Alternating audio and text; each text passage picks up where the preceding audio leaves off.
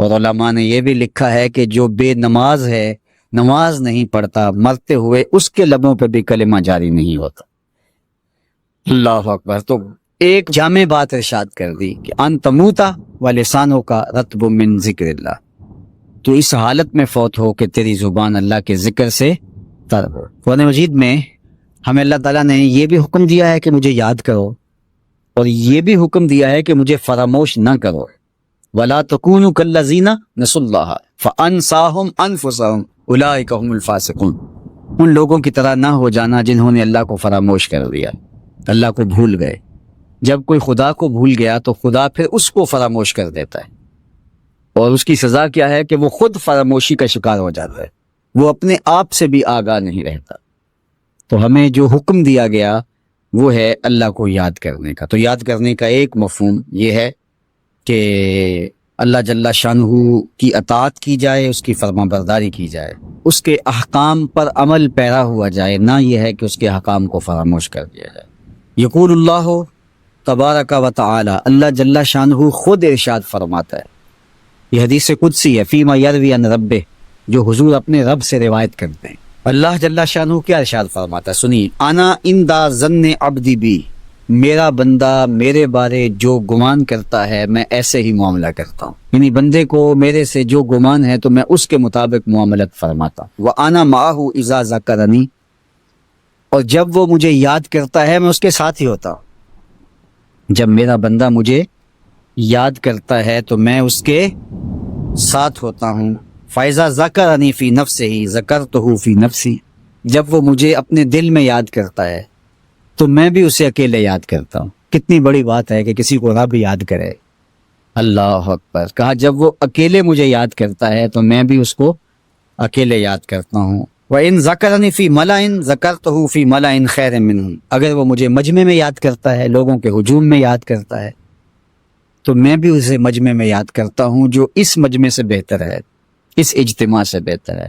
یہاں نیک بد گناہ گار سارے طرح کے لوگ ہیں، لیکن میں فرشتوں کے اجتماع میں یاد کرتا ہوں۔ اللہ اکبر۔ کیا منظر ہوتا ہوگا کہ جب اللہ فرشتوں میں کسی بندے کو یاد فرما رہا ہو۔ اللہ اکبر۔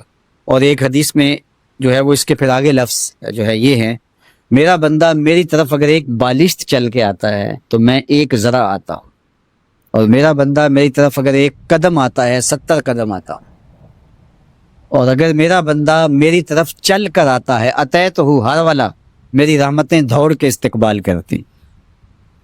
اللہ اکبر۔ وہ کتنی کرم نوازی ہوتی ہے جو اس کو یاد کرتا ہے۔ تو یاد کا چراغ کبھی بھی بجھنا نہیں چاہیے۔ ایک صحابی حضور کی خدمت میں حاضر ہوئے، عربی تھے، دیہات کے رہنے والے تھے۔ انہوں نے حضور کی بارگاہ میں ایک بات عرض کی کہ حضور اسلام کے حکام تو بہت سارے ہیں، آج بھی اگر آپ دیکھیں تو کتابیں بھری پڑی ہیں۔ پھر حضور ارشاد فرماتے تھے، صحابہ اس کو سنتے تھے، محفوظ کرتے تھے، آگے بیان فرماتے تھے۔ ان کا بہت سارے احکام ہیں اسلام کے، میں ایک دیہاتی شخص ہوں، مجھے کوئی ایک بات ارشاد کر دیجئے جو میرے لیے کافی ہو۔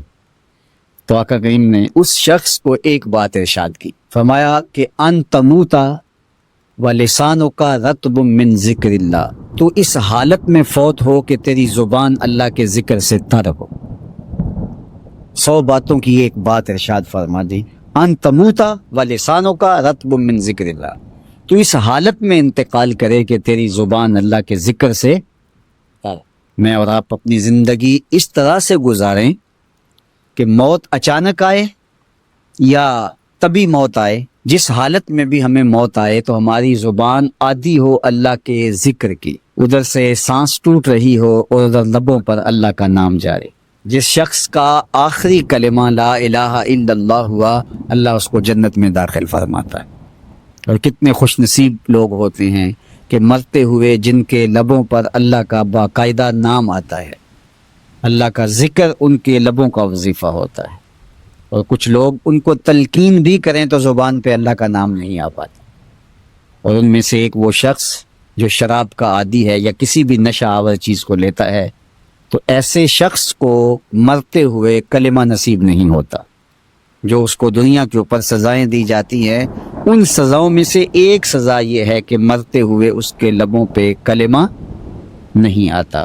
ہمارے خطیب صاحب تو جو ہاتھ کھڑا نہ کرے اس کی تذلیل کر دیتے، ان کی مرضی کے مطابق اونچا نہ بولے تو اس کی تذلیل کرتے. وہ کہتے ہیں کہ یہ میرے ساتھ اونچی پڑھو اور اونچی پڑھو اور اونچی پڑھو. ٹھیک ہے، پڑھ لیں آپ، مجھے اس سے اعتراض نہیں ہے، لیکن ایک ہاتھ کھڑا کرو، پھر 2 ہاتھ کھڑے کرو، تو پھر جھوم کے بولو اور یہ سب کچھ. چلو یہ چیزیں از خود پیدا ہو جائیں تو اچھی بات ہے. پہلے تو بات یہ ہے کہ جو چیز ہے اس کے لیے کہنے کی کیا ضرورت. شاعر کی نوا ہو کہ مغنی کا نفس، جس سے چمن افسردہ ہو وہ باد سحر کیا. جب باد سحر چلے گی تو پھول خود بخود کھلنا شروع ہو جائیں گے، لیکن ہو باد سر مجبور کرے کہ میں باد صبا ہوں، باد نسیم ہوں، پھول کھلتے کیوں نہیں میاں؟ کیوں کھلیں گے پھول؟ اب دھکے سے پکڑ کے پھول کھلائے جاتے ہیں تو وہ پھول کھلتے نہیں ہیں، وہ پھول مسخ ہوتے ہیں. تو اس لیے اس فکر کو سمجھنا چاہیے کہ لوگوں کے ساتھ گفتگو کے اسلوب کیا ہے. قرآن ہمیں اسلوب سکھاتا ہے، قرآن ہمیں قدم قدم پہ رہنمائی کرتا ہے کہ کسی کی تذلیل کرنا، مذاق کرنا، تمسخر کرنا، ٹھٹھا کرنا، عزت نفس سے کھیلنا، یہ جاہلوں کا شیوا ہوتا ہے، یہ اللہ کے بندوں کا شیوا نہیں ہے. حضور کی طبیعت میں شگفتگی تھی، حضور کی طبیعت میں مزاح تھا. تو مزاح جائز ہے، مذاق جائز نہیں. مذاق میں تذلیل ہوتی ہے، مزاح میں اپنائیت، قرب بڑھتا ہے، محبت بڑھتی ہے، مذاق سے نفرت پیدا. تو یہ اس فرق کو سمجھنا چاہیے.